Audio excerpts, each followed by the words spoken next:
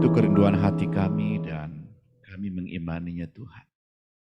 Ketika kami menundukkan keberadaan kami di hadirat Tuhan, kami percaya kuasa-Mu dan urapan Tuhan bagi kami untuk memahami firman Tuhan yang kami baca, kami renungkan.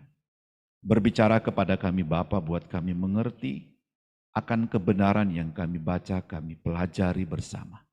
Dengan tuntunan Allah Roh Kudus kami bisa menghidupkan kebenaran yang kami mengerti dengan Allah yang mampukan kami. Berkati kami semua yang akan mau belajar dan diajar oleh kebenaran ini. Hamba-Mu yang Kau percayakan untuk menyampaikannya, kendalikan setiap pikiran dan ucapan sehingga pesan firman Tuhan dapat kami mengerti dengan bahasa yang sederhana dan memuliakan Tuhan. Berkati setiap jemaat yang hadir di gereja yang mendengarkan pemberitaan firman Tuhan, maupun jemaat Tuhan yang mengikuti dari rumah, dimanapun berada hari ini. Ini doa kami Bapa, kami sudah berdoa memohon di dalam nama Tuhan. Haleluya, haleluya. Amin. Shalom Bapak Ibu. Ya, bersyukur pagi ini merupakan minggu ketiga di mana kita dalam bulan Januari, ya kita tahu bahwa awal-awal bulan ini merupakan, saya selalu katakan, kita mau belajar melihat bagaimana visi ya gereja itu tetap dijalankan, visi pusat dan visi kita sebagai jemaat dan visi setiap tahun. Selalu saya ingatkan, kita akan berusaha ya. Minggu ini kita belajar bagaimana mendoktrin kita dan bulan-bulan ini, bulan depan kita berbicara tentang teologi yang pastoral, yang istilahnya yang mudah untuk dimengerti tapi kita kerjakan. Nanti kita belajar di level pertama, bagaimana kita naik level mengasihi Tuhan, bagaimana kita hidup dengan Tuhan. Minggu pertama Ibu Yanti, supaya jangan lupa, Ibu Yanti berbicara dalam kitab Roma, bagaimana kita ini adalah orang-orang yang memiliki warisan. Jadi kalau kita anaknya Tuhan, kita punya warisan. Jadi bagi yang sudah berkeluarga tahu bahasa saya. Warisan apa yang terbaik kita berikan, kita tinggalkan untuk anak-anak kita. Maka semua kalau diberi di skripnya, oh kalau saya nanti bisa meninggalkan warisan, ya harta, apapun, semua banyak kalau disuruh menulisnya. Yang terbaik kalau dibuat lagi, dari baik yang terbaik naik lagi yang terbaik untuk diwariskan. Ya mungkin, oh ini teladan hidup keluarga, itu yang terbaik. Mungkin ada yang mengatakan seperti itu. Tapi bukankah kalau kita membaca kitab Roma, kalau mendengar ulang khotbah Ibu Yanti, warisan terbaik adalah bagaimana seisi rumah menyembah dan melayani Tuhan. Kan? Ya. Apapun yang kita buat di dunia ini, yang terbaik bagaimana seisi rumah itu bisa masuk surga, bahasa Pak Yusak. Kalau ada yang tidak bisa masuk surga itu mengerikan. Mengerikan. Nanti suatu saat kita berpisah gitu ya. Suatu saat kita tidak bertemu. Betapa indahnya kalau membaca bagian itu. Bentuk ini warisan. Yang kedua, minggu lalu saya berbicara, lebih baik bertobat daripada membawa korban persembahan. Kalau saudara mengerti khotbah-khotbah itu, Anda harus tahu selama ini kita datang ke gereja jangan store muka. Nggak enak bahasa Pak Yusak sudah. Ya, kalau enggak enak bilang ke pulang gereja tegur Pak Yusak. Saya enggak suka omongannya kasar betul Pak. Bukan kasar. Kita ini tidak perlu sebenarnya, jujur saja. Apa sih harganya Pak Yusak? Nanti bulan Februari Pasca saya ngomong. Ternyata saya coba teliti cari mau khotbah Pasca. Ada yang termahal organ dalam tubuh kita ini, harganya 1,3 M, 1,3 berapa gitu. Itu jantung. Ternyata harga manusia di hadapan Tuhan nggak segitu, nyawa. Jadi nanti saya khotbah Pasca.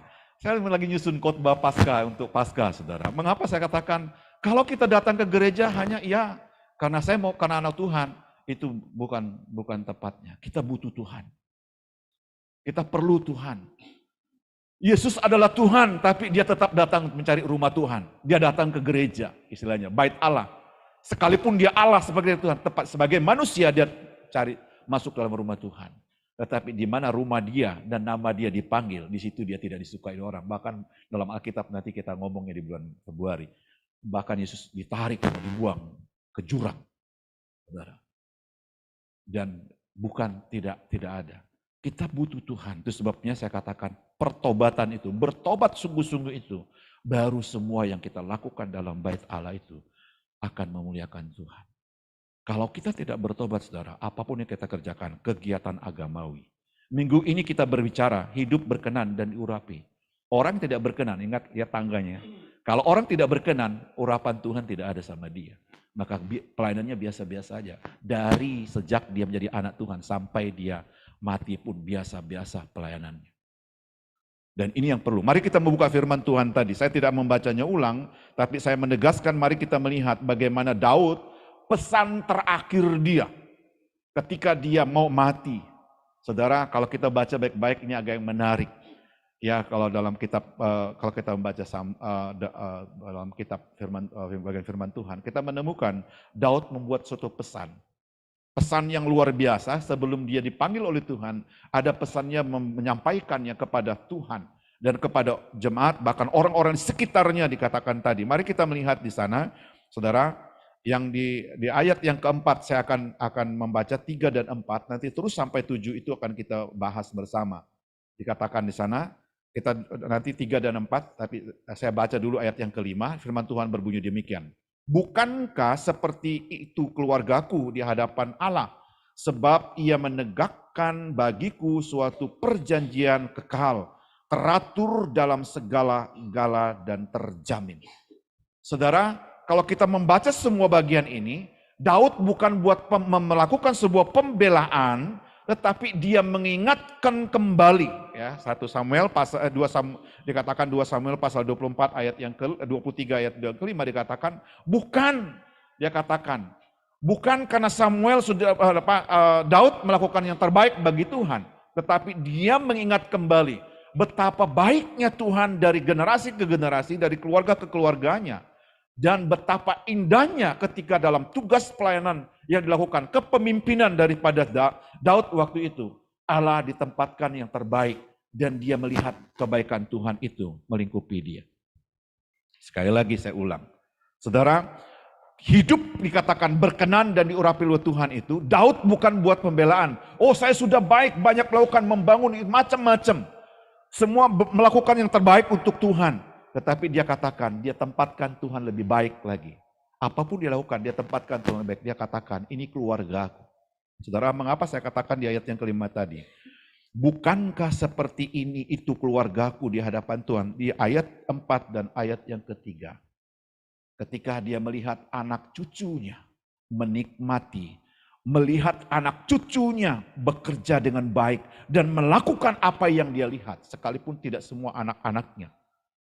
Kalau kita dari generasi Daud itu dari Salomo yang hancurnya. Kalau kita melihat dari Musa, Yosua berhenti kehancuran itu. Musa memimpin bangsa Israel, dia melatih hanya 1 orang, kepemimpinan bangsa Israel itu hancur di Yosua. Dari Yosua masuk Hakim, kita melihat di sana hancur dan masuk ke Raja Daud, diminta di sana dikatakan Raja Daud. Dari Daud berhenti, dikatakan Salomo menjadi 2 bagian bangsa itu besar kerajaan yang sampai hari ini. Kalau ada orang ribut di Timur Tengah, mereka tidak tahu ada generasi dari keturunan Daud yang terbagi. Bagian utara dan selatan, itu tidak main-main.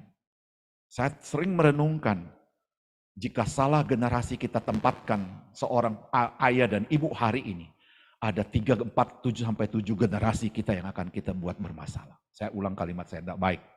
Tapi ini Alkitab bilang. Kalau bapak dan ibu yang sudah berkeluarga tidak sungguh-sungguh dengan Tuhan, kita sedang mempersiapkan kehancuran sampai 7 generasi. Itu Alkitab bilang. Kata Alkitab kutuk. Jadi jangan main-main dengan keluarga. Saya ingat minggu lalu saya ngomong, jangan bapaknya berusaha baik dengan Tuhan, anak tidak. Masih ingat ya? Coba cek khotbah saya. Kalau jangan mamanya sungguh-sungguh dengan Tuhan, bapak dengan anak tidak. Jangan bapak, anak tidak, bapak dengan ibu tidak sungguh-sungguh dengan Tuhan, anak sungguh-sungguh. Kita pikir anak bisa menjamin bapaknya masuk surga. Tidak, itu pengajaran lain. Masuk surga itu tanggung jawab sendiri. Tapi tanggung jawab terbesar dituntut oleh Tuhan, papa, mama, dan seisi rumah. Sekalipun masuk surga itu jaminannya masing-masing. Itu sebabnya Daud membicarakannya. Betapa indahnya aku melihat generasiku, pun sekalipun dari Salomo dia lihat generasi itu tidak lagi baik. Tetapi dari generasi dia. Saudara tahu, Di waktu Daud juga ada generasi yang tidak baik. Itu dia mengingatkan kembali, orang-orang ini dikatakan, orang-orang yang diurapi. Sekalipun Daud punya masalah, pernah berbuat salah, tetapi dia berbalik dari dosa itu dan dia mengakui kepada Tuhan. Tuhan tetap tidak meninggalkan yang disebut kaki dian. Saudara, saya selalu berkata kepada keluarga kami, sekalipun kita tidak punya apa-apa yang kita saving untuk apa-apa, tapi kalau kita berkenan, Tuhan buka kerannya lain untuk generasi kita. Hari ini kita tidak punya, sayang. Saya katakan gini, bapak saya juga tidak punya kekayaan banyak. Mungkin lahan kalau bilang ladang itu berpindah-pindah di sana, itu kekayaan dia. Tidak ada saving uang yang disimpan uang yang di bank.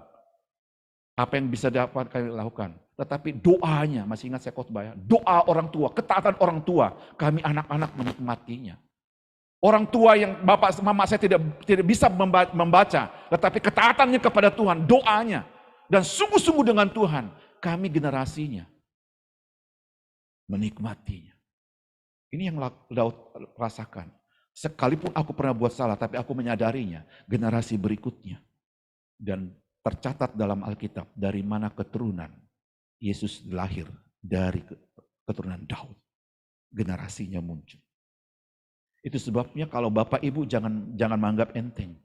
Bahwa kita butuh Tuhan, kita mau melayani Tuhan itu biasa-biasa. Enggak. Di dalam pelayanan itu ada pengurapan Tuhan, ada kuasa Tuhan. Sekecil apapun yang kita kerjakan di rumah, dimanapun, jika itu sungguh-sungguh ada urapan Tuhan, ada kuasa Tuhan. Bukan pendeta yang punya talenta hanya berdoa mengusir setan, tidak. Semua kita diberikan kuasa, tapi siapa yang menghidupkan kuasa itu? Kan Alkitab berjanji dalam kitab Kisah Rasul pasal 1 ayat 8. Jikalau Roh Kudus itu turun atasmu dan Roh Kudus itu bekerja dalam hatimu, engkau kemanapun pergi dia akan ada. Persoalannya kadang kita tidak menempatkan Roh Tuhan itu dalam hidup kita, tapi kita buat dia di luar diri kita. Kita jalan mentok baru panggil dia. Ini yang saya renungkan baik-baik Bapak Ibu. Dalam tahun ini kalau kita mau naik level, kita mau lihat mujizat Tuhan demi satu terjadi. Naikkan tingkat lagi. Yang tadi sedikit, naikkan sedikit lah. Kalaupun tidak bisa sampai 175, yang tadi 50, naik 25 lah, lompat dia ke sana. Apakah kita tidak melihat? Bisa melihatnya. Daud melihat generasinya, hanya batas di Salomo. Tapi Salomo melihat generasinya, generasi yang dia lihat di sana. Sampai generasi berikut, dan hari ini kita melihat generasi kita. Itu karena apa? Ada yang mau berusaha, berkenan kepada Tuhan. Saudara, ini penting bagi kita. Terkadang kita menjadi orang Kristen, saya katakan benar kita orang Kristen, keluarga Kristen, semua Kristen, semuanya Kristen, tidak ada yang tidak Kristen, seluruhnya Kristen. Tapi hidup kita tidak sesuai dengan Kristen. Ingat bahasa saya, kalau kita sungguh-sungguh dengan Tuhan, kita bertemu dengan Tuhan, dan hidup seperti Tuhan, karakter Tuhan ada pada kita, maka apapun yang kita lakukan, ada Tuhan di sana. Yang menjadi persoalannya adalah, kita sungguh dengan Tuhan, kita ngaku berada dengan Tuhan, tapi karakter Tuhan, Kristus itu tidak ada dalam hati kita. Saya ini belajar ngerem, saudara. Memang coba tanya Ibu Yanti lah. Pergumulan saya orang yang tidak sabar, istilahnya. Kalau lemot-lemot itu, jadi saya belajar juga dari orang di rumah, Ibu Yanti, tahan, saya tidak mau ngomong. Mulai dari kuliah saya coba terus, saudara. Dan itu sekolah yang tidak pernah habis sampai hari ini. Mengapa Bapak Ibu? Terkadang kita anggap enteng itu, oh enggak ada masalah. Dosa ini kecil, ini besar. Ini kecil, kita pilih-pilih dia. Sekecil apapun dosa itu menghambat rohani hubungan kita dengan Tuhan. Itu sebabnya Daud berbicara, seperti fajar, begitu bangun seperti kena hujan embun, begitulah keluargaku di hadapan Tuhan. Saudara, coba bangun pagi, perhatikan di sekitar kita. Ketika kita bangun pagi dan melihat semua di sekitar kita begitu nyamannya, enaknya, betapa dia katakan, nanti aku merasakan seperti itu keluargaku di hadapan Tuhan. Tetapi kita menyimpan, kita tidak akan diberkati. Saudara, Daud mengajar itu kepada kita. Dia dalam pesan perkataan terakhirnya, kalau kita membaca di ayat yang seterusnya, dia katakan, sampai ditulis siapa orang-orang yang hebat dengan dia. Saya coba membacanya, saudara. Orang yang bisa membunuh, ternyata Daud tidak terlalu banyak membunuh orang di sekitarnya. Panglima pahlawan yang paling banyak membunuh. Ada yang membunuh 300, ada yang ikut perang lebih banyak. Tetapi di mana mereka selalu kata, kalau kita baca mundur orang-orang ini, mereka katakan apa yang dikatakan oleh Tuanku kami akan lakukan, itu perintah Tuhan. Kalau Tuanku berbicara kepada kami untuk memerangi suatu bangsa ini, itu perkataan Tuhan yang harus kami lakukan, dan kami mempercayai Tuhan ada berpihak dengan kita. Saudara, itu semua panglima-panglimanya. Tetapi semuanya hanya sampai keberhasilan. Tidak ada nama mereka tercatat seperti siapa? Daud, yang menghasilkan generasi di mana keturunan Yehuda dan Yesus ada yang kita sembah hari ini. Saudara, apa yang harus kita pelajari? Ya, bagaimana supaya kita hidup berkenan dan diurapi oleh Tuhan setiap saat. Saya mengharap bagaimana caranya supaya kita bisa hidup berkenan dan diurapi oleh setiap saat. Dari ayat, saya baca dari ayat 1 sampai dikatakan di sana, setelah kita melihatnya di ayat 1 itu dan ayat yang kedua, maka kita temukan, saya simpulkan di sana, kita harus hidup bergaul. Ya, setelah saya bergaul karib dengan Tuhan, dekat dengan cara kita. Bukan karena dengan cara Pak Yusak. Bapak Ibu, terkadang saya ganggu Grevin itu.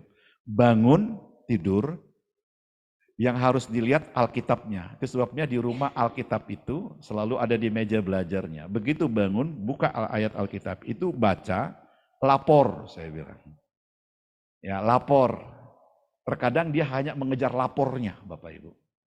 Ya, anak sekarang tuh pinter-pinter, bukan tidak pinter, pinter. Dia baca cepet, begitu, karena dia bangun. Saya bangun jam 5, doa, sampai jam 6, setengah 6 itu dia sudah bangun.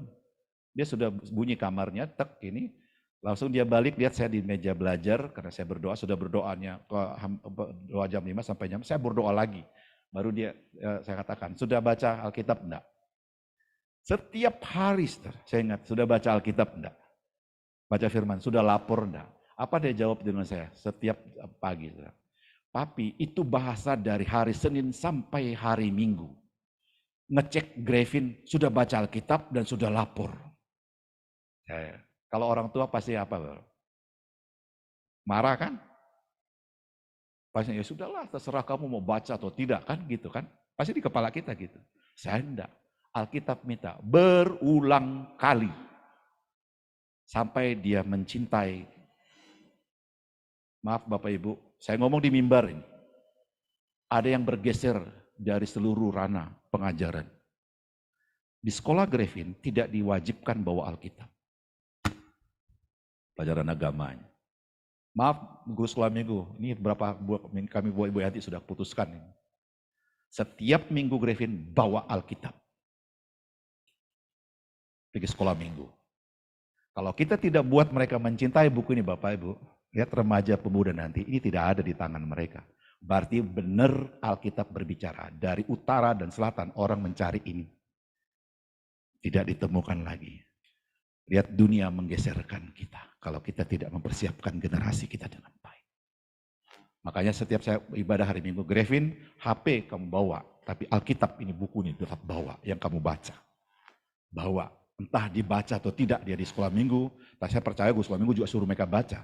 Tapi jangan sampai mereka tidak membawa buku Alkitab dan tidak baca lagi, apalagi tidak bawa dan tidak baca. Suatu saat mereka jalan, mereka akan digoyang. Sebabnya saya tegas dengan Grace, sesibuk apapun nak, ada buku, ada firman di HP-mu. Tolong, itu hikmatnya ada di sana. Jangan kamu pikir kamu hebat, ada waktunya kau jatuh. Bisa hancur karena kamu tidak lagi mengandalkan Alkitab. Bangsa Israel hancur, Tuhan tinggalkan karena mereka tidak lagi mengingatkan Tuhan. Tuhan selalu ingatkan mereka, tolong lakukan firman dengan sungguh-sungguh, kemanapun kamu pergi. Mereka merasa nyaman, sudah aman, tidak lagi, mereka lupa. Itu sebabnya kemanapun saya pergi Bapak Ibu, sekalipun saya punya HP ini ada Alkitab, ini sampai bahasa Lundaya pun ada di sini. Kalau saya mau khotbah itu, kadang saya mau cari bahasa daerahnya, ada bahasa Inggris di sini juga. Saya mau coba lihat kalimat ini, apa sih arti kalimatnya? Kalimatnya saya buka, bukan bukanya mempromosinya, enggak. Memang ada di install, saya buka. Dalam versi-versinya buka, apa kalimat ini? Sabda juga ada saya download di sini. Saya buka, ini sabda ini, kata ini apa sih? Maksudnya itu apa? Semakin kita memahami kebenaran itu, semakin kita tunduk dengan dia. Itu sebabnya kita berusaha bergaul dekat dengan Tuhan. Orang yang dekat dengan tahu isi hati Tuhan, tahu Tuhannya, dia tidak bermain. Apa bedanya dengan keluarga? Ketika kita menikah, berkeluarga, kalau ada yang sampai hari ini usia pernikahan, maaf Pak Ari ya dengan Ibu, pernikahan berapa sudah Bu? Masuk ada 40-an, 30-an? Nah, ini yang paling senior atau mungkin kalau yang senior di sini Pak Daniel sama. Nah, itu bayangkan 40 tahun. Kalau 40 tahun usia pernikahan ya, ini usia bulannya sama. Bayangkan kalau misalnya ada yang 50 tahun, ada yang sudah 40 tahun, tidak memahami pasangannya, ngeri. Ya, yang paling muda di sini mungkin Heri dengan ini kali ya. Keluarga Heri dengan Septi. Kalau dia 2 tahun, 3 tahun mungkin Pak Yusak ngerti lah. Kita ngerti. Tapi kalau sudah pernikahan kita sudah di atas 30 tahun, baru yang kok baru saya tahu ya begini kamu. Wah, terlambat itu. Ngerti bahasa saya? Sudah punya cucu baru ingat, baru saya sadar, kalau saya tahu kamu begini saya tidak menikah dengan kamu. Mengerikan. Nah, kan angkat topi. Boleh sama. Puji Tuhan. Ya Pak Wandi, ngerti maksud bahasa saya? Semakin kita ada di sana dekat dengan, kita kenal pasangan kita. Mengapa Tuhan yang kita sembah tidak kita kenal sekian tahun? Itu pertanyaannya bagi saya. Kalau kita sampai hari tidak sungguh-sungguh dengan Tuhan, tidak bergaulkan dengan Tuhan, tapi kita tidak mengenal isi hati Tuhan. Tahu bagaimana Tuhan menolong kita, tahu Tuhan memimpin kita, bahaya. Ini yang Daud ingatkan. Saya baca ulang-ulang. Saya dalam hati saya, mengapa Daud kok menampilkan ini kok pahlawan-pahlawan dia?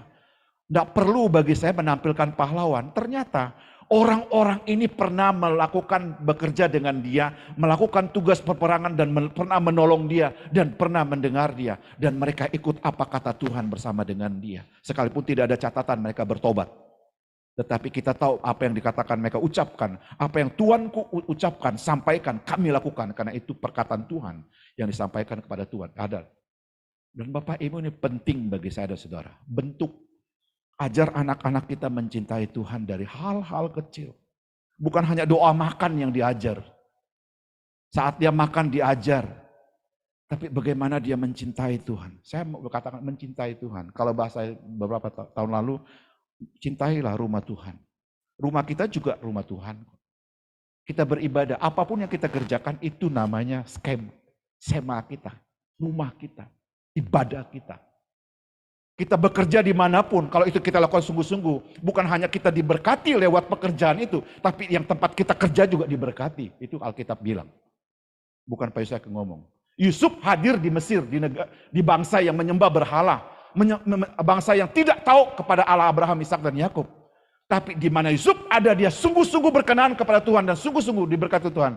Bahkan dalam penjara sekalipun dia, orang di penjara diberkati dan di mana dia berada, tempat itu diberkati. Bukankah itu kesungguhan kita hari ini?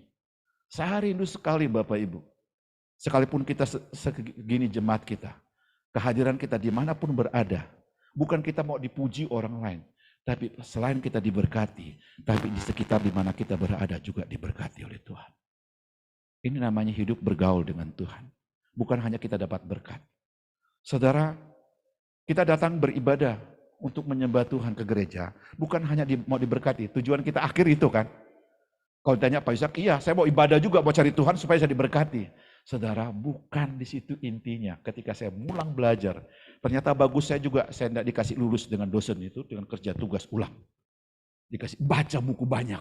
Saya tidak bilang saya tidak bisa. Karena saya lalai, dia menurut saya sudah baik ini hasil review. Ya resume buku ini, ternyata tidak masuk standar dia. Diulang lagi, tambah bukunya. Dia bilang, tidak sampai standar nilai Bapak, ulang. Saya bilang, pingin juga marah sih. Karena itu bayarnya mahal juga bayar. Saya bilang, iya siap.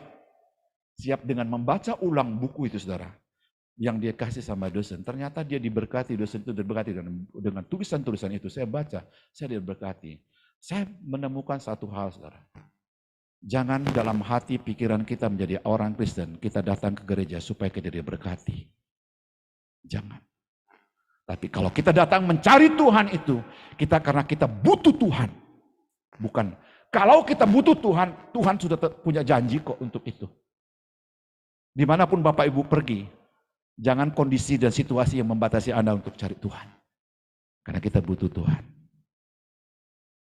Tapi kalau kita butuh Tuhan, tidak ada alasan bagi kita lagi tidak bergaul karib dengan Tuhan. Contohnya saya katakan tadi, membaca Alkitab. Tidak ada alasan bagi kita tidak membacanya. Oh, saya sudah baca. Saudara, kalau baca ulang, mungkin kalau selesai tamat baca itu, Grace dengan Grevin ini. Buku Alkitab yang dia baca 2 tahun lalu, setahun lalu itu, malah sudah dia baca, saudara. Karena dia kasih centang-centang itu dengan pensil. Paksa saya ambil lagi buku Alkitab baru, kasih lagi sama dia. Dan itu dia baca, dia centang lagi. Dia tulis di situ tanggalnya berapa, baca ini. Saya bilang dalam hati, Tuhan, saya tidak mau bernasar untuk anak saya. Tapi saya menjalankan perintah Alkitab supaya dia mencintai firman. Ya, cinta ini, apapun dia kerjakan, kuncinya ada di sini. Bergaul karib dengan Tuhan. Ini yang Salomo, yang Daud lakukan. Saudara, mengapa orang-orang dalam Alkitab? Kalau kita lihat, mengapa Habel persembahannya berkenan? Saya tidak mengulang khotbah saya 2 minggu lalu. Mengapa Henok diberkati Tuhan? Mengapa Abraham? Mengapa? Apakah mereka tidak ada pernah bermasalah dalam perjalanan rohani mereka? Ada, naik turunnya ada. Abraham juga pernah lakukan itu. Yakub juga pernah dikatakan di sana. Daud juga pernah. Musa juga pernah. Yosua juga dikatakan di sana. Siapapun dia. Tapi mereka bukan dilihat apa yang mereka kejahatan melakukan. Tapi bagaimana mereka naik kembali. Bangkit dari keterpurukan itu. Mereka naik. Tuhan berkata dalam kitab Ibrani. Baca kitab Ibrani pasal 11. Full semuanya. Kita menemukan orang-orang yang pernah salah. Pernah jatuh. Dan naik, Tuhan katakan, inilah tokoh-tokoh orang beriman. Di sini saya mempelajarinya. Pak Yosak tidak selamanya bisa baik. Mungkin ada waktunya Pak Yosak tidak lagi baik dengan Tuhan. Orang mungkin tidak tahu. Kondisi Pak Yosak tidak baik dengan Tuhan. Tapi Pak Yosak berdiam aja. Tapi Pak Yosak bukan diam, naik. Yang Tuhan lihat bukan waktu kita jatuh. Tapi yang Tuhan lihat kita naik. Kita mau berkenan kepada Tuhan. Saudara, seberapa jauh kita bergaul dengan Tuhan hari ini? Ya, saya sekarang mulai memikirkan bagaimana hidup jemaat. Ya, apa bahasa yang saya kemarin tidak enak ngomong dengan Ibu Yanti. Saya bilang, jemaat kita ini post-Haleluya. Ini kalau salah-salah ngomong sama mereka ini, saya ngajar sama mereka lagi, saya turun grade-nya ini, ngajar sama jemaat ini, saya nanti kayaknya enggak baik. Kasih naik, saya yang sakit. Ngerti maksudnya? Belajarnya. Tapi waktu saya duduk di luar, saya baca Alkitab. Karena di meja baca, diem. Kadang, ya saya sampai saya tidak buat flyer saya sendiri. Karena saya mikirkan, Tuhan, ini enggak lama habis 1 bulan. Kalau saya tidak mencapai level yang saya bicarakan dengan Tuhan, saya orang paling pertama berdosa menyampaikannya sama jemaat. Kadang saya terlungkup di meja, itu Tuhan, saya naikkan level saya lagi. Apa level saya yang kurang? Coba kasih beritahu sama saya, Tuhan levelnya, yang saya mau kasih naik. Level yang rendah tadi singkirkan sudah deh, saya mau buat level baru. Kalau ada anak tangga yang tadi mungkin goyang, yang saya mau ini, saya coba benahin tangga ini dan saya bisa lompat. Dan saya mulai belajar melihat tokoh-tokoh Alkitab, membaca. Dan raja-raja yang sukses, raja-raja yang gagal, nabi-nabi yang sukses, nabi-nabi yang gagal. Tetapi melihat apa yang membuat mereka naik kembali Tuhan pakai. Karena ini hubungan mereka dengan Tuhan itu. Tidak ada kuncinya lain. Bukan karena mereka berbuat baik untuk bangsa itu. Kepemimpinan mereka baik. Banyak mujizat dilakukan, tidak. Hubungan mereka ternyata kuncinya bagaimana punya hubungan dengan Tuhan. Ini bergaul karib. Saudara, bagaimana caranya lagi yang kedua? Ini 2 level ini yang saya bicarakan. Bagaimana caranya supaya kita bisa berkenan dan diurapi Tuhan dalam aktivitas kita. Yang kedua, jika saya dapat temukan di sana, dari ayat yang ketiga sampai dengan ayat yang ketujuh, saya simpulkan di sana, kita harus memiliki hati yang tulus dengan Tuhan. Hati yang tulus sebenarnya Bapak Ibu. Belajar jangan diajak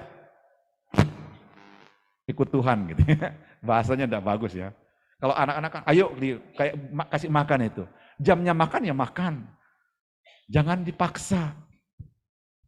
Lalu anak-anak kita sekarang, berapa tahun kita jadi orang Kristen, ayo pergi ibadah. Memangnya, kalau dipaksa seperti itu Bapak Ibu, ini bukan mencari Tuhan. Itu karena terpaksa. Ya tersinggung ya bahasa Ibu.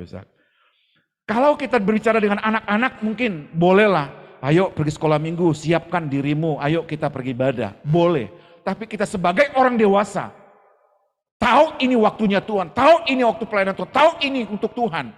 Baru kita diingatkan, waduh itu jauh sekali kelasnya saudara. Kalau baru bertobat, ya maaf, saya selalu ingatkan, kita doakan satu jiwa yang dikasih kepada kita. Ini pelan-pelan. Ya, saya kasih Alkitab sama dia. Dia setiap dia pergi, hari ini saya tidak ikut ibadah Om, tapi saya usahakan kalau dapat ikut online. Saya ada tugas karena dia ngelapor. Saya bilang pelan. Saya bilang sama dia, pegang ini satu orang kalau masuk surga, satu orang ini malaikat di surga masuk. Bukan hanya pos PU yang bangga untuk memuliakan Tuhan, tapi malaikat di surga. Kita pegang dia. Jangan bergeser, bukan hanya dia, anaknya. Saya katakan. Ngerti maksud saya Bapak Ibu? Ini penting. Ketulusan hati itu jangan dikomandori. Sekian tahun kita ikut Tuhan kok diingatkan untuk beribadah tuh. Waduh, maaf ya anak-anak muda. Kalau tidur, aduh hari Minggu. Ini saya sudah ngomong dengan minggu lalu, tidak enak tuh. Jangan I cannot you di AWS baru minta doa Pak Yusak sama Pak Yusak. Kasar Pak Yusak ngomong dengan anak muda sekarang. Di Malino juga saya ngomong kemarin, duduk dengan keluarga. Ada ponakan saya di sini. Saya bilang, kamu kalau tidak ibadah jangan cari Om kalau sudah ada di AWS. Ya. Dia bilang nangis-nangis sama mama di sana. Saya bilang, saya tidak tahu, saya cek dia di Sempaja. Dia bilang, bahkan saya WA dia. Kamu ibadah di mana Sempaja? Siapa yang pengkhotbahnya? Au jawab di sana. Kamu bohong sama saya. Jangan main-main. Saya tidak mau saya sendiri masuk surga. Saya ngomong sama dia. Tapi lu juga harus masuk surga. Bukan mau jadi pendeta, tapi ada gereja. Kamu dekat Sempaja sana. Mengapa saya mengarahkan gini? Kenapa saya mengarahkan orang? Saya arahkan juga keluarga saya dengan tegas. Kalau bukan Facebook yang saya arahkan tegas. Keluarga saya juga saya tegasin. Mengapa saya katakan itu yang paling bernilai menurut Tuhan? Kalau saya mengingatkan mereka, kalau saya tidak membiarkan mereka dan tidak mengingatkan mereka, nanti suatu saat sampai di surga, orang ini minta tanggung jawabnya sama saya. Alkitab bilang kita punya, darah orang ini akan berseru. Mana Pak Yusak ngomong sama saya, mengingatkan saya untuk ke gereja. Saya bertanggung jawab dengan Tuhan. Itu sebabnya perlu kita dengan tulus. Kalau beribadah, benar persiapkan hati. Dari rumah itu sudah ada urapan Tuhan bagi kita. Apalagi tim altar yang mempersiapkan diri. Ini dia. Daud mempersiapkan generasi sekapun. Dari Salomo saya katakan, generasi itu tidak dipersiapkan. Bait Allah ada. Rumah Tuhan bisa hancur, dikatakan. Bait Allah itu hancur, kenapa? Ada generasi yang terputus yang tidak dipersiapkan untuk rumah Tuhan. Betapa indahnya ketika kita mempersiapkan seluruh isi rumah. Saya tidak takut, makanya saya katakan sama Grevin, kalaupun, Papi saya sudah ngomong sama dia, mungkin Ibu Yanti, kami ngomong dengan cara kami sendiri. Kalaupun Papi tidak panjang umur, Vin, jangan berhenti sama Tuhan. Saya sudah ingatkan dia. Kalaupun Papi tidak panjang umur melihat kamu sampai kapan kamu bisa berhasil nanti, Papi percaya Tuhan berkati kamu. Kalaupun Papi tidak mencapai itu, saya sama dia, jangan lupa Tuhan yang nenek kakekmu percaya itu. Yesus itu saya bilang. Dia tidak pernah meninggalkan kamu. Kasar ya, enggak enak ya ngomong sama anak kecil. Maka sebabnya saya ngomong sama Kevin, ingat Vin, apapun yang Papi omongin hari ini bukan jahat, tetapi ini untuk masa depanmu. Cintai Tuhan dengan sungguh-sungguh, cintai firman-Nya.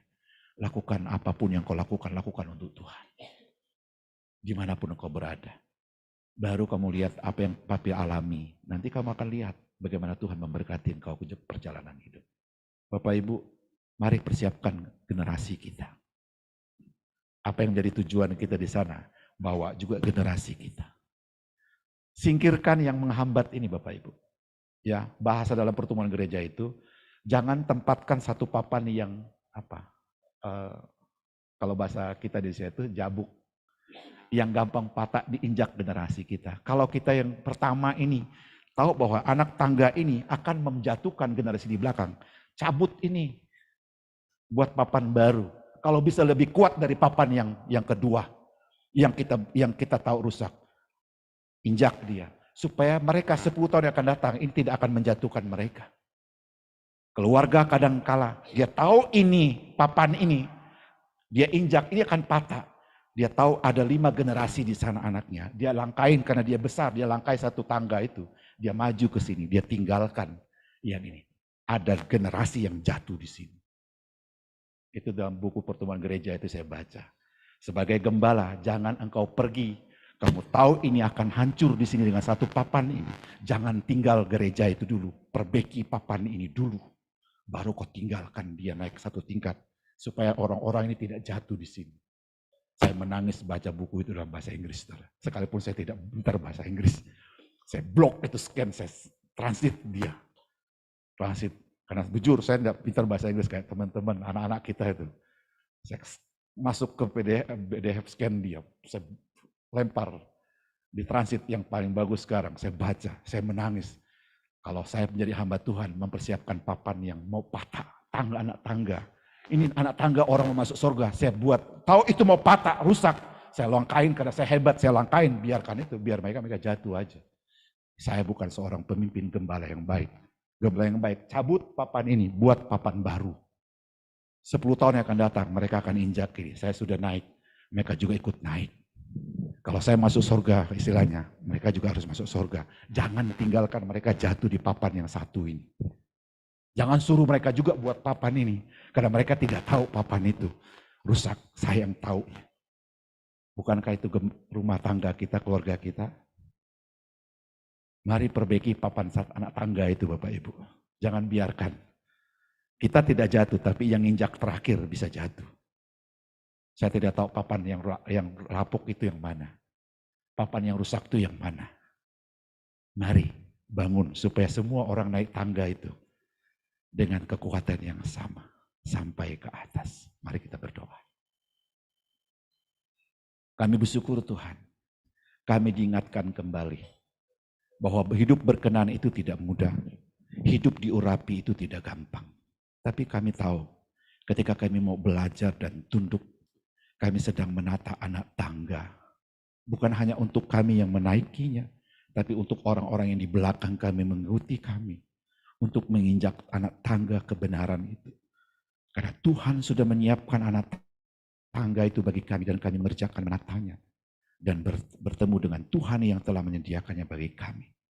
Tuhan tolong kami, jika hari ini kami mungkin melihat ada hal-hal yang menghambat anak tangga kami baik.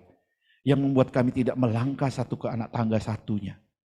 Kami berdoa dalam nama Yesus, mampukan kami menyingkirkannya.